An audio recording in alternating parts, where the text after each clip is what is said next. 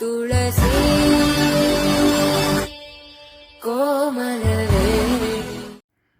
नमस्कार आणि रामराम मंडळी, कसे आहात सगळे? आपल्या माती आणि शेतकरी या ब्लॉगमध्ये सगळ्यांचं खूप खूप खूप स्वागत आहे. आम्ही आत्ता निघालो आहे, वरती देवाला निघालो आहे. आम्ही पण छान प्रकारे गुढीपाडवा साजरा केला आणि उंच गुढी उभारली, पुरणपोळीचा स्वयंपाक केला आणि आता आम्ही देवाला नैवेद्य घेऊन कान्होबाच्या देवळात निघालो आहे. कान्होबा म्हणजेच कानिफनाथ, वरती डोंगरामध्ये कानिफनाथाचं मंदिर आहे, तिकडे आम्ही निघालो आहे. आणि हे आमचं शिवरे गाव खेडशिवापूरच्या पुढे थोडंसं एक 4 ते 5 किलोमीटर आल्यानंतर आमचं शिवरे गाव लागतं. आणि रस्त्याच्या कडेलाच जे आतमध्ये थोडंसं गेलं की जे डोंगर आहेत, त्या डोंगरामध्ये हे खूप जुनं आणि परंपरागत असलेलं कानिफनाथांचं मंदिर आहे. इथे पाठीमागे मच्छिंद्रनाथांचं सुद्धा मंदिर आहे. आणि आम्ही पूर्ण स्वयंपाक घेऊन इकडे आलो आहे. या गावामध्ये असं असतं, म्हणजे अशी प्रथा असते की गुढीपाडव्याच्या दिवशी गुढी उभारून झाली की घरातल्या प्रत्येक महिला पुरणपोळीचा स्वयंपाक घेऊन इकडे वरती देवळात येतात आणि 5 गोपाळ जेवण घालतात. गोपाळ म्हणजे एक मुलं असतात, लहान मुलं मोठी मुलं यांना घेऊन जेवायला घालतात. आणि त्याच कार्यक्रमासाठी आम्ही इथे आलेलो आहे. सगळ्यात अगोदर आम्ही इथे येऊन नैवेद्य भरतो आहे. नैवेद्य भरून झाला की आपण मंदिराकडे जाणार आहे. आणि हे खूप प्रसिद्ध असं असलेलं कान्होबाचं मंदिर, याला कान्होबाचं मंदिरसुद्धा म्हणतात. खरं तर हे कानिफनाथांचं मंदिर आहे. आणि इकडे अशी परंपरा खूप वर्षांपासून चालत आलेली आहे. सगळ्या गावातल्या महिला सगळे लोक एकत्र येतात आणि ते गोपाळ जेवायला घालतात. आणि खरंच खूप छान अनुभव आला मला वरती आम्ही तिकडे मंदिरात गेलो होतो तेव्हा. इथे मंदिर आहे आणि मंदिर छोटंसंच आहे. आतमध्ये महिलांना प्रवेश नाही आहे, फक्त पुरुष जाऊ शकतात. त्यामुळे आम्ही काही गेलो नाही. पण माझे दीर आहेत, त्यांनी आत जाऊन नैवेद्य दाखवला. आणि इकडे हे आहे कान्होबाचं मंदिर. हे अतिशय इथे आल्यानंतर अतिशय सुंदर असा अनुभव येतो प्रत्येकाला. सुखद वाटतं, शांतता वाटते आणि खूप प्रसन्नता पण वाटते. हे वरती हे मंदिर आहे आणि मंदिराच्या हा पाठीमागचा परिसर आहे. पाठीमागेसुद्धा डोंगरच आहे.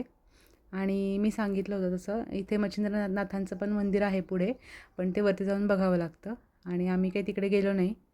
आणि हे पूर्ण मंदिराचा परिसर आहे. पाण्याचा टँकर मागवला आहे आणि इथे सभामंडप आहे मंदिराचा हा. इथले जे ट्रस्टचे पुढारी लोक आहेत, तरुण मंडळी, त्यांनी खूप छान प्रकारे व्यवस्था केली येणाऱ्या जाणाऱ्या लोकांसाठी. आणि मग आता आम्ही आमचा नैवेद्य दाखवून झाला, नमस्कार करून झाला आहे. आता आम्ही इथे पुरणपोळीचा स्वयंपाक आणला होता, हे आम्ही ताटं भरून आता गोपाळ जेवायला घालणार आहे. आणि हे गोपाळ म्हणजे काय, तर ही लहान मोठी मुलं असतात, त्यांना आपण जेवायला घालतो.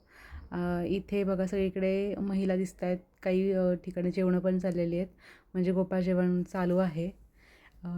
खरं तर या देवाचं एक विशेष आहे की गुढीपाडव्या दिवशी हा सणच असतो, म्हणजे हा एक उत्सवच असतो. संध्याकाळी देवाची पालखी निघते, ती वाजत गाजत गावात जाते.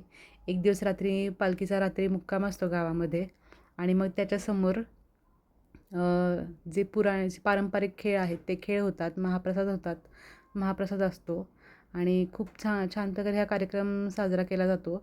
आणि मग दुसऱ्या दिवशी पुन्हा पालखी वाजत गाजत वरती आणली जाते आणि पुन्हा इथे असाच महाप्रसादाचा कार्यक्रम केला जातो. आता बरीच गर्दी झाली आहे आम्ही आल्यापासून. बरेच लोक नित्यनेमाने येत असतात आणि या सहभोजनाचा आनंद घेतात.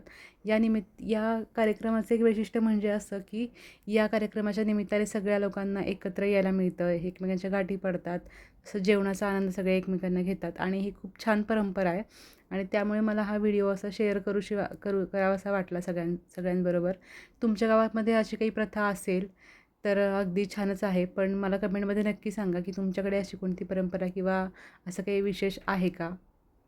व्हिडिओ आवडला असेल तर नक्की आपल्या चॅनलला सबस्क्राईब करा, व्हिडिओ शेअर करा आणि आपल्या चॅनलला लाईक करा. तर हा बघा, इथं अजून कार्यक्रम चालू आहे. इथे हे मंदिर आहे, मंदिराच्या आजूबाजूचा परिसर पूर्ण डोंगराचा आहे. पूर्वीच्या काळी जेव्हा महिला वरती यायच्या तेव्हा कोणत्याही प्रकारचं साधन आणि नव्हतं. आता मात्र गाड्या इथपर्यंत येऊ शकतात. त्यांना चालत यावं लागायचं, पाण्याची पण व्यवस्था नसायची. खूप कष्टाने त्यांना इकडे यावं लागायचं. पण आता सगळी सुविधा झालेली आहे. त्यामुळे मग सगळेजणं येतात आणि खूप छान प्रकारे हा कार्यक्रम इथे साजरा करतात. अजूनही कार्यक्रम चालू आहे. पण आता आमचं कार्यक्रम म्हणजे आमचं जेवण वगैरे उरकलेलं आहे.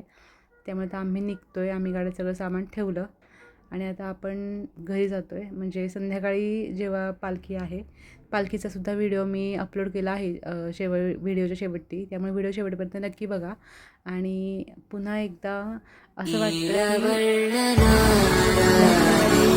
पालखी दरवर्षी असते. आणि